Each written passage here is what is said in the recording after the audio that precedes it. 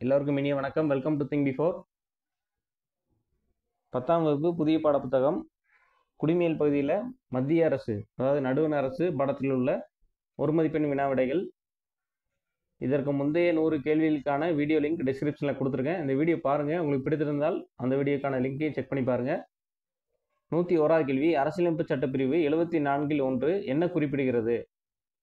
விடை, குடியரசுத் தலைவர் அமைச்சரவையின் ஆலோசனை பெறுதல். அடுத்த கேள்வி முக்கியமான கேள்வி, எந்த நாட்டின் நடைமுறை இந்தியாவின் பிரதமர் பதவி அடிப்படையாக கொண்டது? விடை, இங்கிலாந்து. அடுத்த கேள்வி, மக்களவையின் பெரும்பான்மை கட்சியின் தலைவரை பிரதமராக நியமிக்கும் அதிகாரம் யாருக்கு உள்ளது? விடை, குடியரசுத் தலைவர். அடுத்த கேள்வி, பிரதமரின் முக்கிய கடமைகளில் ஒன்றான கேபினெட் கூட்டத் திட்டத்தை முடிவு செய்யும் அதிகாரம் யாருக்கு உள்ளது? விடை, பிரதமர். அடுத்த கேள்வி, சர்வதேச மாநாடுகளில் இந்திய பிரதிநிதியாக பங்கு கொள்கிறவர் யாருன்னு கேட்டிருக்காங்க. விடை, பிரதமர். பார்த்து வச்சுக்கோங்க, முக்கியமான கேள்வி. அடுத்த கேள்வி முக்கியமான கேள்வி, அரசியலமைப்பின் எந்த சட்டப்பிரிவு குடியரசுத் தலைவருக்கு அறிவுரை வழங்க பிரதமரை தலைவராக கொண்ட அமைச்சரவையை குறிப்பிடுகிறது? இது சரியான விடை, 74 1. சட்டப்பிரிவு 74 1. 107வது கேள்வி, இந்திய பிரதமரின் பதவியை எந்த அரசியலமைப்பு முறைமையிலிருந்து உருவாக்கப்பட்டது? வெஸ்ட்மின்ஸ்டர் முறை. டிஎன்பிஎஸ்சியில் கேட்டிருக்காங்க, பார்த்து வச்சுக்கோங்க.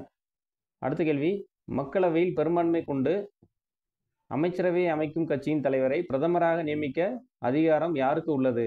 விடை, குடியரசுத் தலைவர்.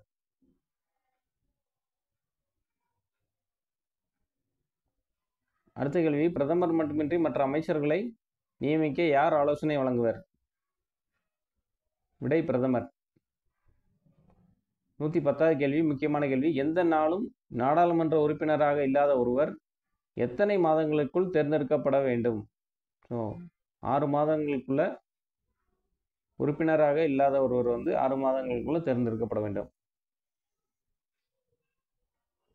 அடுத்த கேள்வி, அரசியலமைப்பு சட்டப்பிரிவு 78 என்ன கூறுகிறது? முக்கியமான கேள்வி. பிரதமரின் கடமைகள்.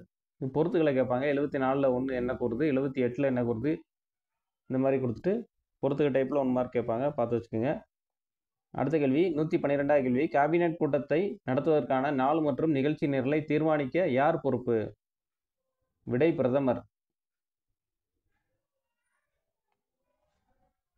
113வது கேள்வி,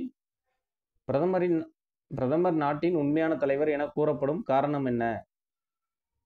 மேலே குறிப்பிட்டுள்ள அனைத்தும். என்னென்னு பாருங்க. நாட்டின் முக்கிய செய்தி தொடர்பாளராக செயல்படுவதால், மக்களின் செயல்பாடுகளை முழுமையாக்குவதால், சர்வதேச மாநாடுகளில் இந்தியாவின் பிரதிநிதியாக பங்கு கொள்வதால் பிரதமர் உண்மையான தலைவர், நாட்டின் உண்மையான தலைவர் என கூறப்படுகிறார். 114வது கேள்வி, சர்வதேச மாநாடுகளில் இந்திய பிரதமர் எந்த அமைப்புகளில் பங்கு கொள்கிறார்? காமன்வெல்த், சார்க், அணிசேரா மாநாடுகள். இதில் இந்திய பிரதமர் பங்கு கொள்கிறார். அடுத்த கேள்வி, பிரதமர் யாருக்கு பாலமாக செயல்படுகிறார்? குடியரசுத் தலைவர் மற்றும் அமைச்சரவைக்கு பாலமாக செயல்படுகிறார். அடுத்த கேள்வி, அரசியலமைப்பின் எந்த சட்டப்பிரிவு பிரதமரின் கடமைகளை விவரிக்கிறது? முன்னாடியே சொல்லியிருந்தேன், பிரிவு 78. இதுக்கு முன்னாடி எப்படி இருந்ததுன்னா, சட்டப்பிரிவு 78 என்ன விவரிக்கிறது, என்ன கூறுகிறது அப்படின்னு கேட்டாங்க. பிரதமரின் கடமைகள் அப்படின்னு சொல்லி பார்த்துருந்தோம். இது அரசியலமைப்பின் எந்த சட்டப்பிரிவு பிரதமரின் கடமைகளை விவரிக்கிறது அப்படின்னு கேட்டிருக்காங்க. கொஸ்டின்ஸ் தான் சேஞ்ச் ஆகிருக்கு. கொஸ்டின் ஆன்சர்ஸை வச்சு கொஸ்டின்ஸ் கேட்குறாங்க. அந்த மாதிரியும் பார்த்து வச்சுக்கணும். 117வது கேள்வி, பெரும்பான்மை பெறாத ஒரு கட்சி அமைச்சரவையை அமைக்க முயற்சிக்கும் போது குடியரசுத் தலைவர் முதலில் யாரை அழைக்க வேண்டும்? அந்த கட்சியின் தலைவரை அழைக்க வேண்டும். விடை, கட்சியின் தலைவர். அடுத்த கேள்வி, ஒரு அமைச்சரவை கூட்டம் நடைபெறாத பொழுது பிரதமர் யாருடன் கலந்தாலோசனை நடத்துவார்? இதுக்கு விடை மூத்த அமைச்சர்கள் 2 அல்லது 3 கூட்டம் நடைபெறாத பொழுது பிரதமர் ஆலோசனை நடத்துவார். மூத்த அமைச்சர்கள் 2 அல்லது 3 ஆலோசனை நடத்துவார். அதாவது அமைச்சரவை கூட்டம் நடைபெறாத பொழுது. 119வது கேள்வி, நாடாளுமன்ற உறுப்பினர்களில் எத்தனை விழுக்காடு பேர் மட்டுமே அமைச்சரவை உறுப்பினர்களாக இருக்க வேண்டும்? விடை 15%.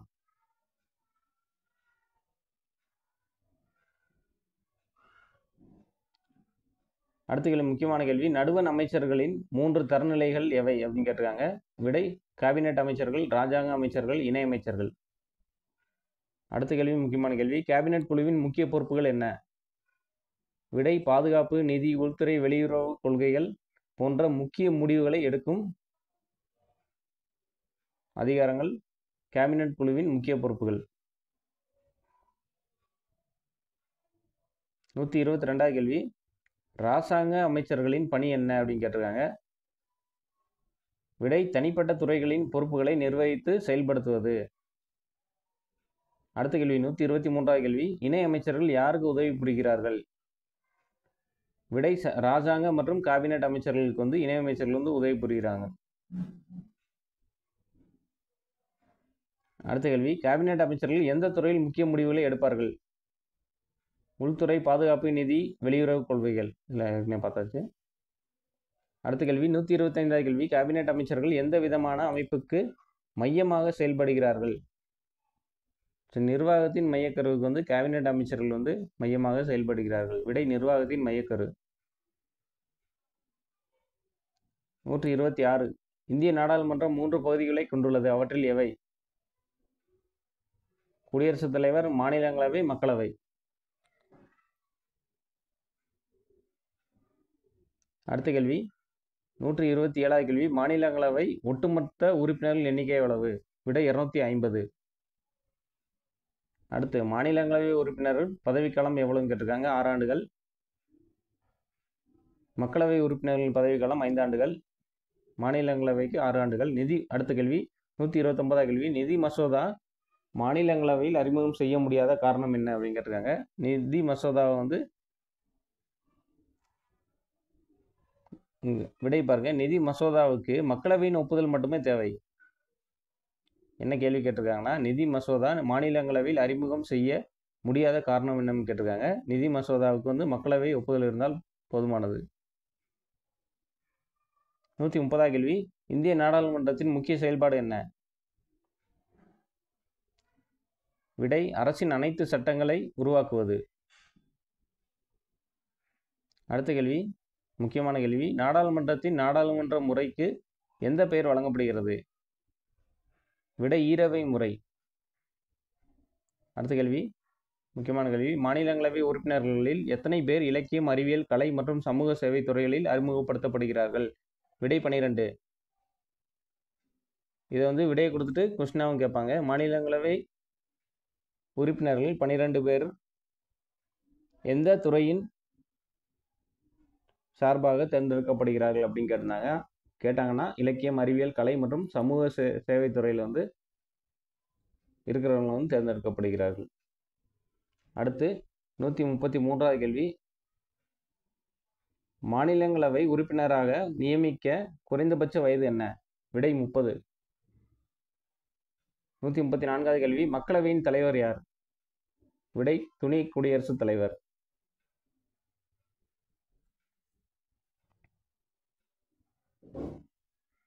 மாநிலங்களவை உறுப்பினர்கள் எப்படி தேர்ந்தெடுக்கப்படுகிறார்கள்? விடை மறைமுக தேர்தல். அடுத்த கேள்வி 136வது கேள்வி, மாநிலங்களவை உறுப்பினர்களின் ஓய்வு முறை எந்த அடிப்படையில் செயல்படுகிறது? 2 ஆண்டுக்கு ஒரு முறை, 3 1 பங்கு உறுப்பினர்கள் ஓய்வு பெறுவதால். அடுத்த கேள்வி, நிதி மசோதாவை திருத்தம் செய்யும் உரிமை மாநிலங்களவைக்கு ஏன் இல்லை? இது பாருங்க, நிதி மசோதாவை பற்றி முக்கியமான கேள்வி. அதுக்கு முன்னாடி நிதி மசோதா முன்னர் இப்போ நிதி மசோதா தாக்கல் செய்யறதுக்கு முன்னாடியே குடியரசுத் தலைவர் ஒப்புதல் பெற வேண்டும். அது முன்னாடியே நம்ம வீடியோவில் பார்த்துருந்தோம். 137வது கேள்வியில் இதற்கு விடை நிதி மசோதா மக்களவையில் மட்டுமே அறிமுகப்படுத்தப்படலாம். கேள்வி என்ன கேட்டிருக்காங்கன்னா, நிதி மசோதாவை திருத்தம் செய்யும் உரிமை மாநிலங்களவைக்கு ஏன் இல்லைன்னு கேட்டிருக்காங்க. விடை நிதி மசோதா மக்களவையில் மட்டுமே அறிமுகப்படுத்தப்படும் அப்படின்னு சொல்லியிருக்காங்க. 138வது கேள்வி, மக்களவை தீர்மானங்களை மாநிலங்களவை நிராகரிக்க முடியுமா? முடியாது. 139வது கேள்வி, மக்களவையால் குறிப்பாக எந்த மசோதா அறிமுகப்படுத்தப்பட வேண்டும்? மக்களவையால் வந்து பொருளாதார மசோதாவா, சுற்றுச்சூழல் மசோதாவா, அரசியல் மசோதாவா அப்படின்னு கேட்டிருக்காங்க. இதற்கு விடை வந்து நிதி மசோதா. இந்த பாருங்க, அடுத்த கேள்வி கேட்டிருக்காங்க பாருங்க. நிதி மசோதா 14 நாட்களில் மாநிலங்களவையின் ஒப்புதல் பெறவில்லை என்றால் அதன் நிலை என்ன அப்படின்னு கேட்டிருக்காங்க. அது தானாகவே சட்டமாக மாறும். இதுதான் விடை. இதை வந்து விடையை கொடுத்துட்டு கூட கொஸ்டின்ஸில் அந்த 14 நாட்கள்ன்றதை வந்து ஆன்சராக வச்சு கேட்பாங்க. நிதி மசோதா சட்டமாக மாறுவதற்கு எத்தனை நாட்கள் தேவை அப்படின்ற கூட கேட்டாங்கன்னா 14 நாட்கள் அப்படின்ற மாதிரி நம்ம இது பண்ணிக்கணும். முக்கியமான கேள்வி இது. அடுத்து, தமிழக மாநிலத்தின் ஒரு எம்எல்ஏ மாநிலங்களவைக்கு உறுப்பினராக நியமிக்கப்பட்ட எத்தனை வயது தேவை? 30 வயது. அடுத்து, மக்களவையின் உறுப்பினர்களின் அதிகபட்ச எண்ணிக்கை 552. மக்களவையின் உறுப்பினராக நியமிக்க குறைந்தபட்ச வயது என்ன அப்படின்னு கேட்டிருக்காங்க. விடை 25. மாநிலங்களவைக்கு 30, மக்களவை உறுப்பினராகனா 25 வயது இருந்தால் பூர்த்தி அடைந்தால் போதும். 144வது கேள்வி, மக்களவையின் உறுப்பினர்கள் யாரால் நேரடியாக தேர்ந்தெடுக்கப்படுகிறார்கள்? விடை மக்களால். 145வது கேள்வி, இந்திய தேர்தல் ஆணையத்தின் முக்கிய பணிகள் என்னன்னு கேட்டிருக்காங்க. விடை மக்களவை தேர்தலின் ஏற்பாடுகள் மற்றும் மேற்பார்வை. அடுத்த கேள்வி முக்கியமான கேள்வி, மக்களவையின் உறுப்பினர்களின் பதவிக்காலம் எவ்வளவு? 5 ஆண்டுகள்.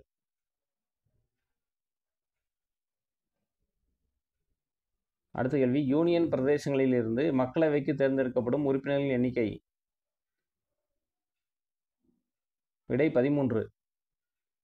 முக்கியமான கேள்வி, டிஎன்பிஎஸ்சியில் கேட்டிருக்காங்க. 148வது கேள்வி, ஆங்கிலோ இந்தியன் சமூகத்திலிருந்து மக்களவைக்கு நியமிக்கப்படும் உறுப்பினர்களின் எண்ணிக்கை எவ்வளவுன்னா 2. இதை யார் இவங்க இந்த சமூகத்திலிருந்து மக்களவைக்கு இவர்களை யார் நியமிக்கிறார் அப்படின்னு கேட்டாங்கன்னா குடியரசுத் தலைவர். 149வது கேள்வி, 2 கொஸ்டின் ஒரே மாதிரி தான் இருக்கு. ஓகே, இந்திய முக்கியமான டிஃப்ரெண்டாக இருக்கு பாருங்க. இந்திய குடிமகனாக நியமிக்க குறைந்தபட்ச வயது என்ன அப்படின்னு கேட்டிருக்காங்க. விடை 25. அடுத்த கேள்வி, மக்களவையின் உறுப்பினராக இருக்க எதற்கும் தகுதி இல்லாதவர்கள் யார்? அரசாங்க அலுவலகத்தில் ஊதியம் பெறும் நபர்கள், கடனை திரும்ப செலுத்த முடியாதவர்கள், மனநிலை சரியில்லாதவர்கள். விடை வந்து மேலே கூறிய அனைத்தும். அடுத்து எப்படி கேட்டிருக்காங்க பாருங்க, மக்களவையின் பொதுக்காலம் எவ்வளவு அப்படின்னு கேட்டிருக்காங்க. டிஃப்ரெண்டாக இருக்க கொஸ்டின் பார்த்து வச்சுக்கோங்க. மக்களவையின் பொதுக்காலம் 5 ஆண்டுகள். இந்த வீடியோ பிடித்திருந்ததால் உங்கள் ஃப்ரெண்ட்ஸுக்கும் ஷேர் பண்ணுங்கள். இதற்கு முந்தைய வீடியோக்கள் தேவைப்பட்டால் லிங்க்கில் டிஸ்கிரிப்ஷனில் லிங்க் கொடுத்துருக்கேன். உங்கள் ஃபீட்பேக் ஷேர் பண்ணுங்கள். நன்றி.